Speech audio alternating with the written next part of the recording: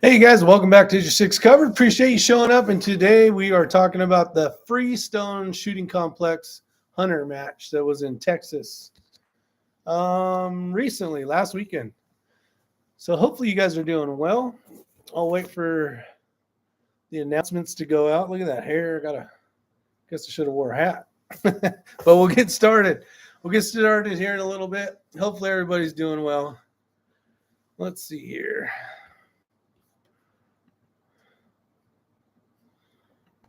Make the chat live, invisible, and we'll have some fun. So if you guys don't know, I've been doing a lot of NRL Hunter matches. Test. I think it's working. Hopefully somebody out there can tell me here in a second. If you can hear me, put something in the comment section so we know it's working. But we're going to have fun. We're going to talk about match directors, ROs. We're going to talk about target acquisition, physical, basically how hard it was to walk from point A to point B kind of stuff, the overall, all sorts of fun stuff, trophies, prize tables, food, all sorts of good stuff. MXJ23, what's going on? We got John Rollins out there, so appreciate it. Sounds like we're loud and clear according to MXJ. Motocross Jason, I think is what it is. Am I correct? I believe so. See if my memory serves me right or not. I'm going to get this off. It's getting too hot down here. The old basement. And then we'll get talking. Gives time for people to show up, all that fun stuff. And somewhere in the background, right over there, right over there is the new Thunder Beast with the suppressor / brake on it. So finally got that out of jail, which didn't take very long. I just had to wait for him to make one. Back in the day, gotcha. Back in the day. That's what we say now, back in the day. All right, so this was a match that was in Texas, and it was it worked out really good. So I went and I picked up the new Sprinter van, traded in the old one in Colorado, and then headed south and made it to the match about a day early, pretty much. And then as I try to do, just to kind of get an idea, the van's doing really good. The new one is amazing. I'm trying to put content in. You guys let me know of the van stuff because I really enjoy it. I'm sure a lot of you guys would be interested in it. And then I remember that I'm a gun channel. So I don't really want to start a new channel because I figure if somebody's searching Winnebago Echo, they can just it'll click on it and they'll see it. For those of you that may not be interested, if you just see a van or whatever, it talks about vans, then maybe just don't click on the video. I'll just go with that for now. So Clayton Miller and Taylor Crabtree were the match directors of this match. And I will say they did an excellent job. One of the things is it was a new place that they had put the match. So there's never been a match right in that area. And I talked to Travis Ashita, which is kind of the main guy, the co-founder of NRL Hunter.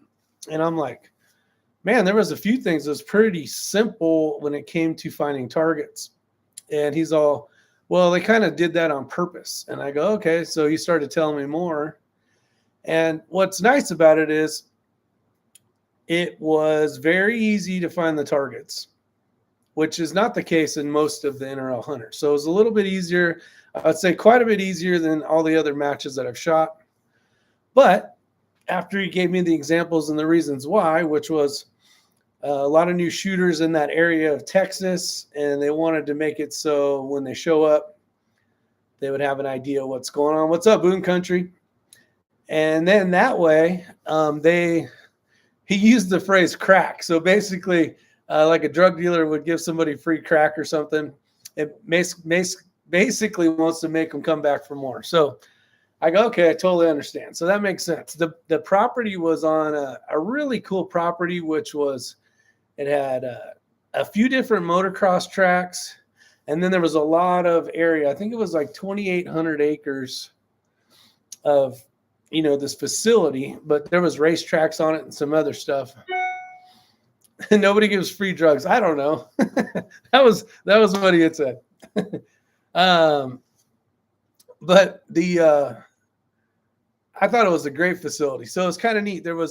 They split this basically all the parts of the match into 4 groups. So there was zone 1, 2, 3, and 4. Zone 4 was that motocross track area. So we shot the night, basically it was where all the lights were for the night races. And we were able to shoot off like the finish line jumps and shoot out of a couple different things, but that was kind of cool. The rest of it was normal, like NRL Hunter, where you're using trees and different stuff for different positions. So it's kind of fun. So I will say that on NRL Hunter, if you go to nrlhunter.org and you click on a match, it'll give you basically a score of what the match directors would consider. And this could have been before they changed it. But basically the target acquisition, so finding the targets, was ranked a 4. Now, I would say out of all the matches I shot, and that's quite a few, even just last year I shot 15 matches, plus the season before, I've been to a few of these around the country.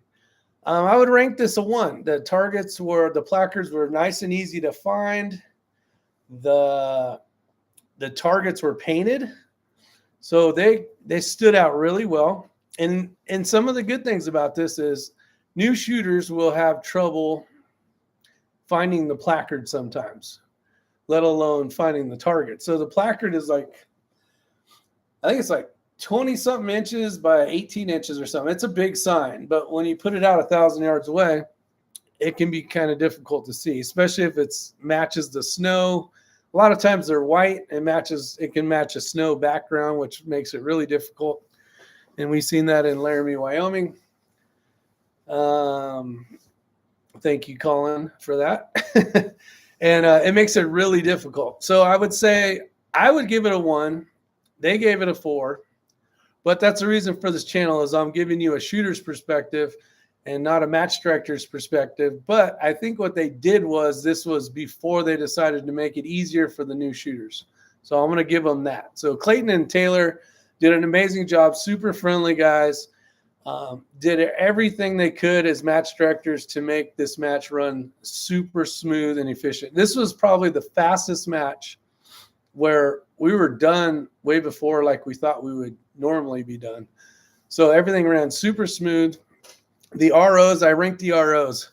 So as far as match directors, I gave them an amazing, which I don't give them stars. I give them like amazing, great, good, not bad kind of thing. So yeah, I'm giving them an amazing score on that. The ROs did amazing to great. They did good. They were friendly, helpful, welcoming, just did a top-notch job. Back to the scoring of NRL Hunter. Physical. This one, they gave a 3. Now, I will say I was lucky enough to shoot in the same squad with someone that had a side-by-side. Now, if you didn't have a side-by-side, it would have been a lot of miles rucking your sack and rifle all the way around this big old Texas facility. But they did have side-by-sides that people could jump in, shooters could jump in, where it'd have like 4 or 6 seats.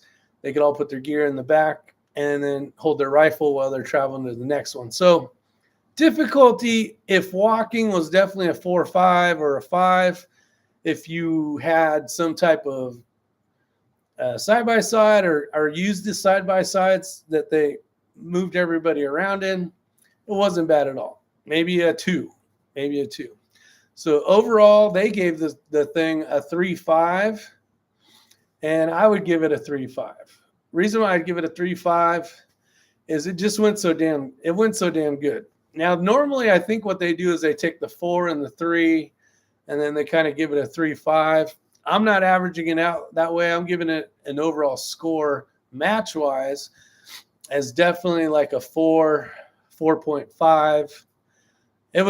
It was an amazing match. I will say that the targets were on day 1. There was a little bit of wind, so maybe I think it was 12 miles an hour. It wasn't anything crazy. It was enough on some smaller, thin ones that could push you off if they're far enough away. But most of it was trying to guess how the terrain was. So you're basically were shooting down these corridors of trees, of non-tree areas with trees on the side. The problem was there's openings in certain areas, and you don't really know those until you see your bullet go, far left or far right, depending on which shooting direction you're going to the wind. And you're like, oh, there's some wind somehow that's getting blocked more than I would have thought. So that's just one, knowing the area. Two, just being better. Day one, I didn't shoot very great. It wasn't a magical first day.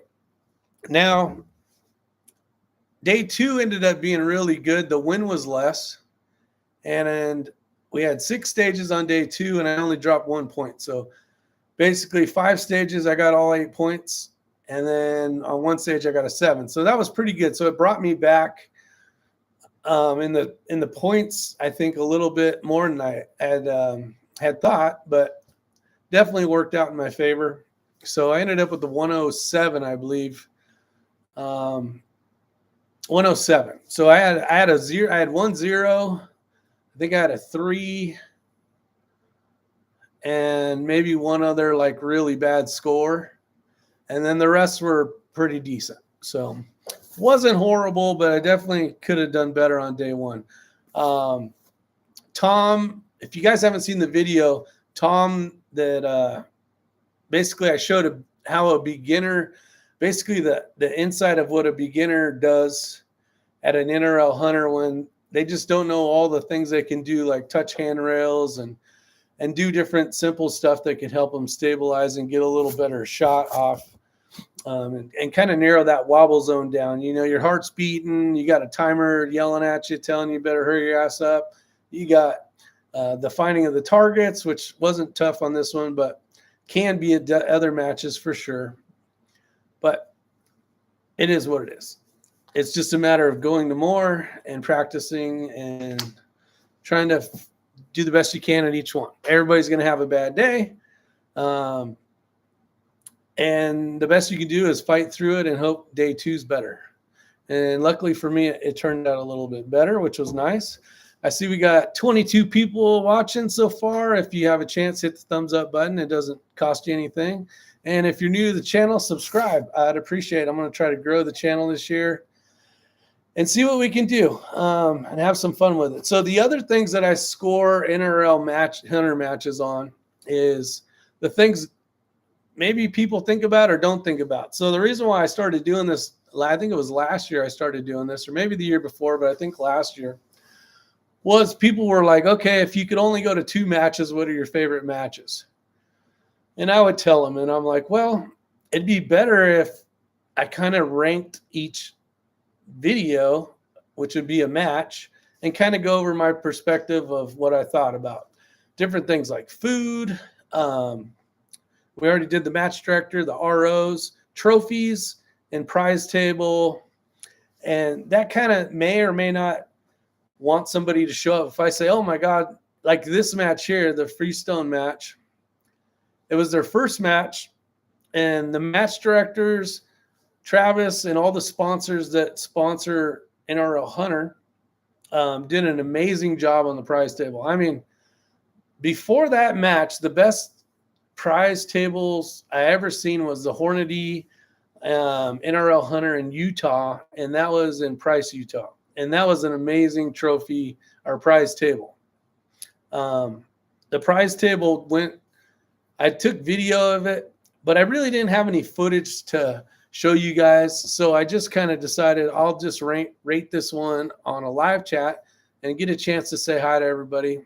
As you can see, I'm back at home before I head out again in a couple weeks. I got 3 rifles that are the same. I'm going to shoot those Monday, see which one groups the best, see which one groups the second best, and then those will be my 2 rifles for this match. I will say the only thing they could have worked on at that match was their 0 board. So normally Friday in the morning, your ROs will shoot, and then they will do the match. in the morning. The shooters, the competitive shooters that are showing up to shoot as competitive shooters and not ROs will show up about 12, 1 o'clock. And then that's when they do the weigh-in of the rifle to figure out what division they're in. That's where they can zero and fill out all the paperwork that they need to work on. So when we got there, the board was, it was hard to see where the hell you had hit. So I started with the brand new rifle, mounted the scope on it that I took off the old Seekins Pro Hunter 2, put it on rifle number 2, and I could not figure out where my shots were. I mean, it was crazy. I could not figure it out.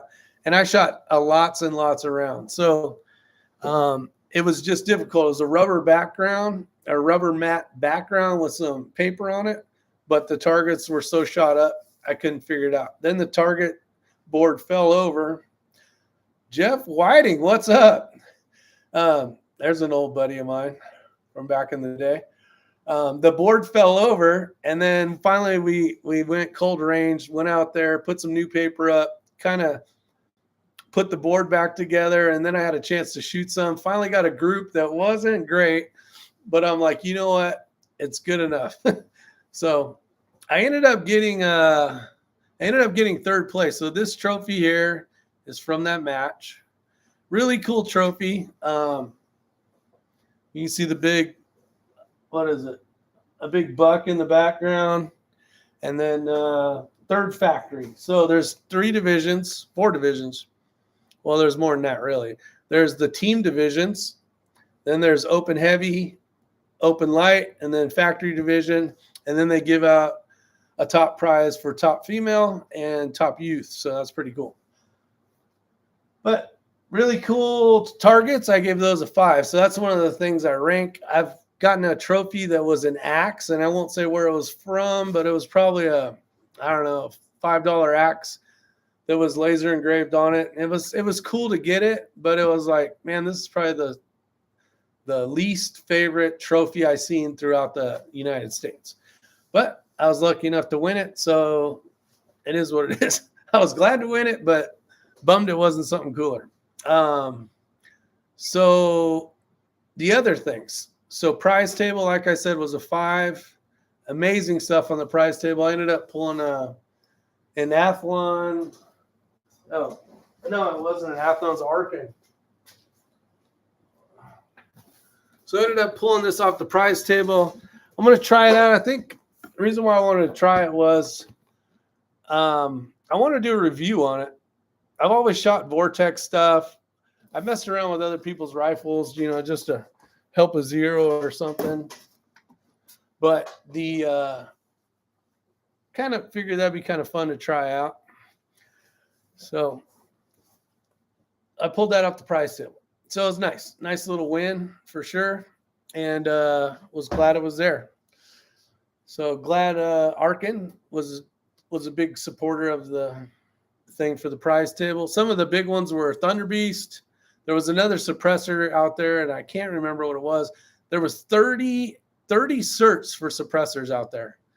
They were rimfire suppressors, but nonetheless, just suppressors alone, I think, I can't remember what the company was, but there was a ton of these on the wall.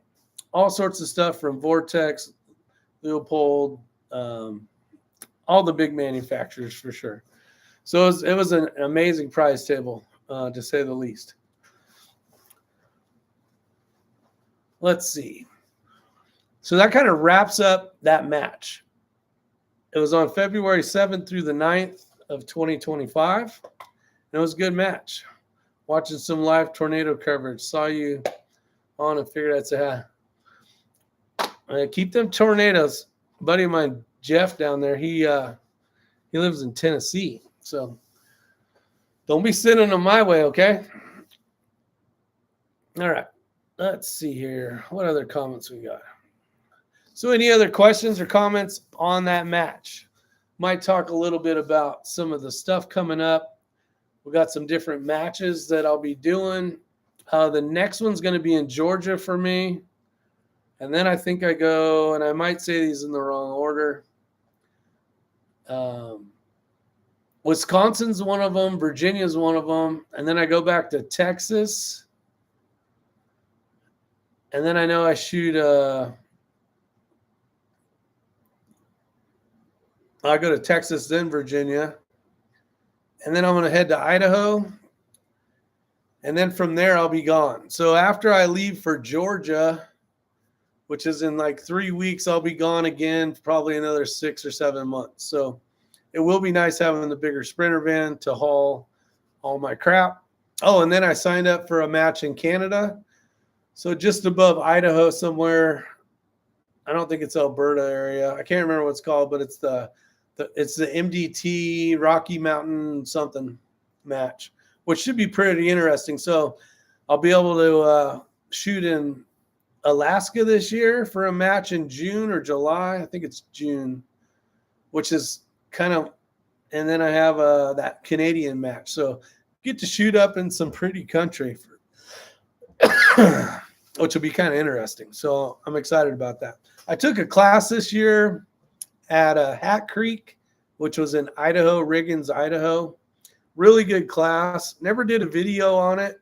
It was kind of normally they teach kind of special forces and the military group. And when they have an open weekend, they will fly it. And it comes around once in a while. It's a really expensive class. But the on-site area, it's an amazing facility, to say the least. It was really, really cool. It was very neat. And then after that, did some, I didn't do any catching. I just did some fishing.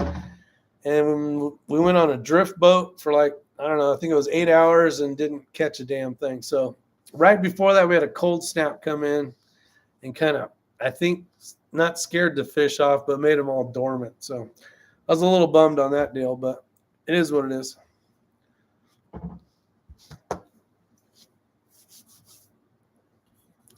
Let's see here. Well, Boom Country's making a break. Nice. TB, I hope all is well. Been a while since I saw you live. Yeah, it has been a while, TB. Haven't been going live as much. I've been doing a lot more, a lot of traveling this last year. I don't know if you guys seen some stuff on Instagram. Did an Iceland trip. Was over there for like 10 or 11 days. And that was beautiful country for sure. Lots of waterfalls. Had a chance to climb, or what is it called? Climb glaciers, which is pretty neat, where you got the crampons on your feet and you got the ice axe kind of stuff. That was pretty interesting. And then we did some lava caves, horseback riding, whale watching. What else did we do? There was a bunch of cool stuff. So it was a pretty neat trip. I definitely recommend doing it. I think Troll Excursions was the company, and there was a gentleman by the name of John, which was phenomenal guy. He was our bus tour guy, and it was really cool. It was pretty interesting. So other than that, I don't got much to say on this match unless you guys ask some questions, and I might wrap it up because I answered everything as far as the scoring goes for the match. I did prize table. That was a 5. Trophies, 4.5, 5. What else did I? Oh, the food. I forgot to talk about the food. The food was amazing. There was a taco lady there that served freaking amazing tacos. There was a burger. I can't remember what that company was called. Burger something. So basically, they brought in some food trucks. The bacon avocado burger was freaking amazing. And then also the brisket sandwich was amazing. So all around, hit it out of the park. It was it was good. You had a nice day of shooting, and then you got fed well. So it was pretty damn cool. But other than that, that's all the scoring for that match. So that is it. Did I forget anything? I'm pretty sure I got everything. I got the food was the last thing. So that's it. I'm going to shut her down. Keep it simple. You guys have a wonderful day. See you on the next one. And I'll have some videos coming out hopefully shortly. I know Monday I want to go to the range, so I'm going to get 3 rifles tuned up and figure out which couple I want to be traveling across the United States with. It's always good to have a backup rifle for sure. See ya.